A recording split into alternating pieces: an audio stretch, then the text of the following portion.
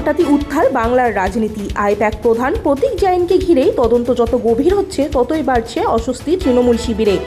মুখ্যমন্ত্রী মমতা বন্দ্যোপাধ্যায় কেন এত তড়িঘড়ি প্রতীক জৈনের পাশে দাঁড়ালেন?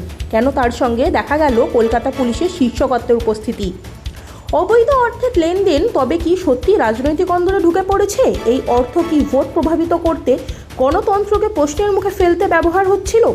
তদন্ত যত এগোচ্ছে প্রশ্ন ততই ধারালো হচ্ছে, আসল সত্য কতটা দূরে? আজকে আমরা দেখলাম প্রতীক জৈনের বাড়িতে ইডি রেড চলাকালীন মমতা বন্দ্যোপাধ্যায় সেখানে ঢুকলেন এবং সেখান থেকে গুরুত্বপূর্ণ নথি হার্ড ডিস্ক সহ নিয়ে বেরিয়ে পড়লেন। এখন এগুলোর মধ্যে কি আছে বাংলার মানুষ তথা দেশের মানুষ জানতে চায়। ইডির কাছে আমার আবেদন, এই interference with the investigation, creating obstruction with the investigation, এইগুলো করার জন্য মমতা বন্দ্যোপাধ্যায়কে ইমিডিয়েট হেফাজতে নেওয়া হোক।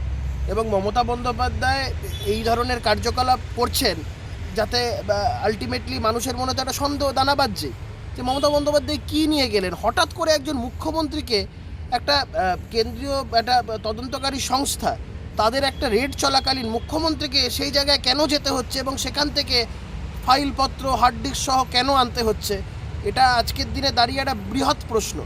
এবং এটা যদি কোনো সাধারণ মানুষ করতো, কোনো তদন্তকারী সংস্থা কি তাদের ছেড়ে দিত?